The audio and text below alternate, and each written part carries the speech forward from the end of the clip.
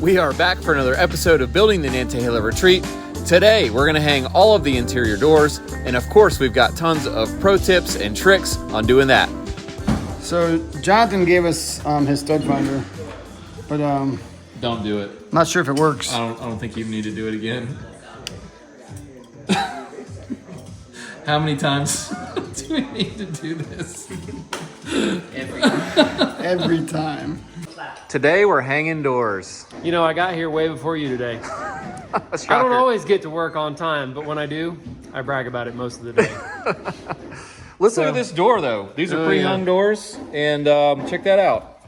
Yeah, that's the way it came, and we thought it was loose, but actually that's where it was nailed. Yeah, so if you're gonna get pre-hung doors, you already got a pro tip. Check them out because, you know, they may need some attention before you hang them. I hate to say it, but you should expect out of 10 doors, about 3 of them are gonna need some work before you can hang them. Let's check out these doors we're installing. This is a 6-panel, 2-4-6 solid wood door. It's pine, and this is a very common type of door. You'll see it in houses all across America and probably all around the world. It's less expensive than some of the other styles, like say a 2-panel shaker or like a 3-panel arch top, and it's kind of a rustic style. That's what we're using. One thing about these doors, it's solid wood, right? Right. But it's not this same nice kind of wood all the way through. This is like a radiata pine veneer. It's not like this all the way through, and you can see it here that it's a veneer, but you can really see it here. And the veneer is actually coming off just a little bit. So a lot of people don't know that a solid wood door does not mean it's solid, this kind of wood all the way through, unless you pay a lot of money. Then it might be. So just a word of caution, if you're gonna like really heavily sand a door, you could easily sand through the veneer and into whatever kind of wood is behind that veneer and kind of ruin your door. A little lesser known fact about these doors, or most of them, is that if you use a water-based type finish on them, it'll void the warranty. Because of that thin veneer, it could actually saturate the veneer and make the veneer come loose from the backing or make it wavy. Are we gonna use water-based on this thing? We are, yeah, we are. Yeah, we're gonna void every warranty, but we gotta do it. We like water-based finish, but we're gonna put an oil-based stain on first that will saturate into the grain, then we'll water-based coat over that. But a lot of people don't know that. So if you wanna have a warranty on your door, you better read the paperwork. Put this baby in the corner. I'm ready to work, bro. I don't know about you guys, but I'm ready to go. You're ready to have to go to the hospital if you fall. I got a screw all the way through my wrist.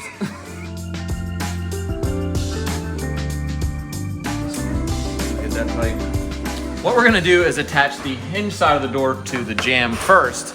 And a little trick Arlo taught me, that if your hinge side of the framing is not plumb like this, we're a little out of plumb here, just a little, we've actually got where the hinges are on the door marked on this level right here, and right there. So I'm gonna go ahead and shim for the door before the door is here. That makes it a lot easier. Thank you, Arlo, for this tip. It does make it a lot quicker to put the door in. So we're gonna shim right behind the hinge there, both ways till we're plumb. That looks good.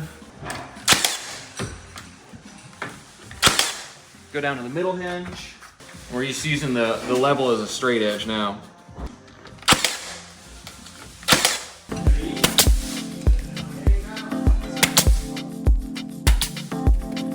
You just hear what Jamie was doing? Dude, he was so micromanaging you, bro. He was like, "What? Wait, what are you doing right there? Hang on, whoa. Yeah, I got it. Seriously, come on." I believe you. Hey, you know what you're doing here, buddy? What are you doing? Leave that guy alone, man. Okay. Dude, does he not know who you are, bro? I mean, Perkins Builder Brothers, hello. It's called brothers, not just one woodworking man. Another thing we're dealing with on this door is that when you shut the door, it hits at the bottom of the doorstop. You can see that. But look at this gap at the top. That doesn't look good, and it's gonna cause the door to kind of rattle like that when you have it shut. So we've got the jamb plumb, like it's vertical, and you have to like sort of balance here. You can't make the jamb perfectly plumb if the wall's way out of plumb, because then you'll have this big gap between your face trim and the edge of your jamb, if you know what I'm talking about. So that's a problem. So what we're gonna do to fix it here is actually take a shim and a hammer so I don't damage the doorstop. I'm gonna bump the doorstop over at the bottom, because what I think it is this door is slightly warped, and there's no way we can unwarp it. It's like permanently warped. It's the way it was built. So we're gonna have the doorstop match the door, or the door match the doorstop, whichever one it is.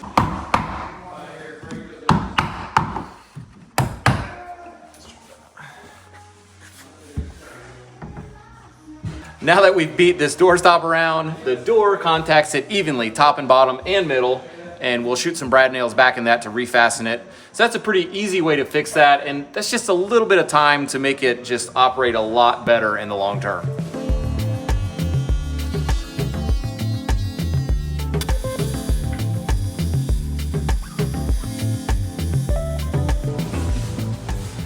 Glamour shot. It's a glamour shot. You look comfortable. Something else important for door installation, I think, is that the door is actually spaced off the floor the right amount. And in a room like this, wow! In a room like this where there's no return vent in this room, this 3/4 of an inch right here is gonna allow air to get pulled out of this room to the return and actually keep this room from getting stuffy. So I always err on the side of actually leaving the door up a little more. That'll actually help it to clear any throw rugs. You ever had a door where you opened it and it just like wadded up a throw rug? Oh yeah. That's super annoying. So I don't know, that's a really important tip, I think. And actually all the houses I've bought, like personally that I didn't build, I took all the doors off the hinges and cut like an extra 1/2 inch off the doors so that all the rooms would actually, get the proper ventilation and the air would circulate. This door's got a little bit of a special situation here where the tile is a little higher than the wood floor. That happens a lot. Sometimes the wood floor is higher than carpet, say. What we're gonna have to do is cut the bottom of the jamb to fit that profile so that the jamb doesn't look like that, a 1/4 inch off the hardwood. Doesn't look good. So that's just a pro tip to get a nice fit on the bottom of the jamb even. You can see that in the finish even though it's not as obvious. If you're wondering why we don't pre-stain the door jambs and the doors before we install them, it's because number one, we're gonna be handling them a lot, which could mar up the finish. And number two, we know from experience we may have to make a lot of adjustments to these door stops. And if we would have pre-stained them and you move them from where they were when you stained them, there would be a big white stripe behind where you didn't stain and you would be able to see that. It would be hard to fix. Just doing my favorite. So you're doing the brush it on, rag it off move. I don't know, something like that. It looks beautiful. And you're getting so good at this painting and staining Whatever. stuff. You're gonna be my new guy. Shut your dirty mouth. Hey, stain guy, really? Get a rag, quick. Oh my, this is how you want to stop staining right there. What did you do? I don't have a rag, bud. There we go. I'm trying to get a rag.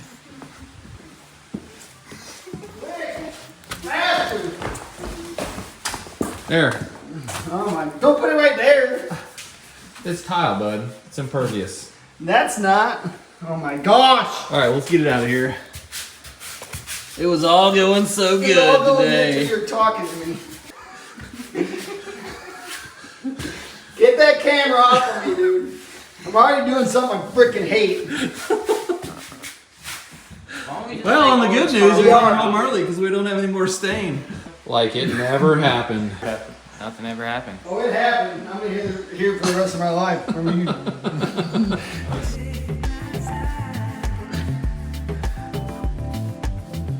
I really like these flat jams because you can shim from both sides.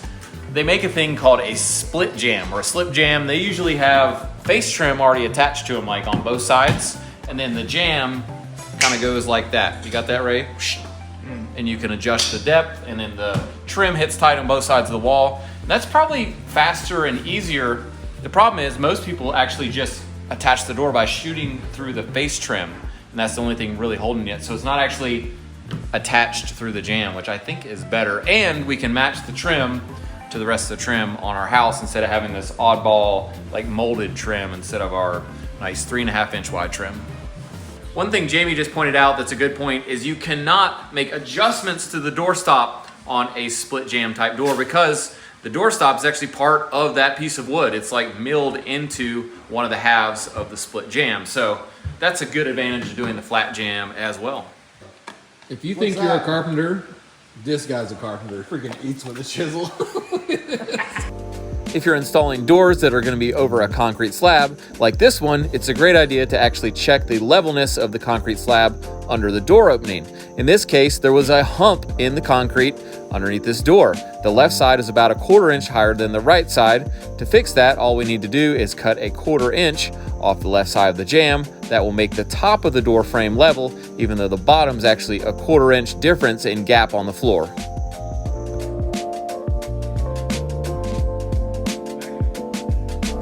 Doors are hung. What are you into, Ray?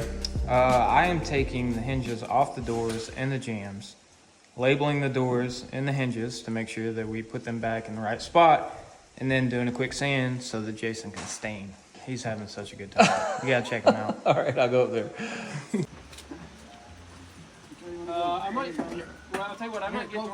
Jamie and Jono just made this special block, and I'm not going to tell you how they made it because it was super dangerous. Good job. The table saw. But that's going to help mark the reveal for the face trim. You want to demonstrate? That makes it easy. This little jig allows us to mark on the edge of the jamb the actual locations of the edge of the face trim, taking into account the 1/4 inch reveal we're leaving. And this isn't necessary, but it actually is easier to be able to measure to a line instead of measuring to the edge of the jamb and then adding a certain amount to that measurement.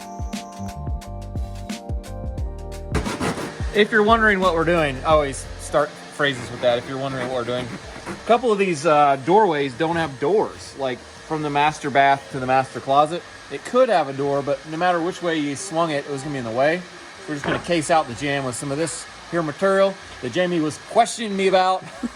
I got it. I think it's gonna be bad if I get it wrong after all this bull crap. We just won't show it to him. Yeah, you just won't ever know if I got it wrong or not. But I'm notching out again for the tile with the Japanese saw, a little pull saw, and we'll be ready to nail this thing together.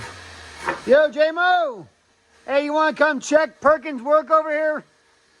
Since he's micromanaging you now, maybe he wants to come check it out. Make sure you're doing it right. I think it's all right. I think it's good. It's a pretty good notch. If it's not, we won't tell him. Yeah, I knew, like, was it like this? Like, no, was that in, right? Yeah. So, You got your you got your rod upside down. look, I even intentionally put our pre-finished side towards the bathroom where you're going to see it more versus the side where we just stained it with this square edge. Like, all kinds of thought on both of them. See that? Opposites. I think you just got lucky. I don't really think you did that. All right, here we go. You want the gun?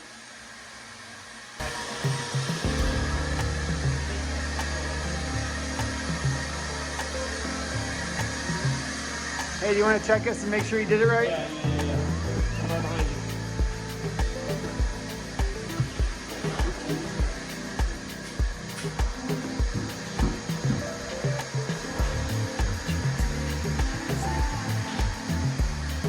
Wow.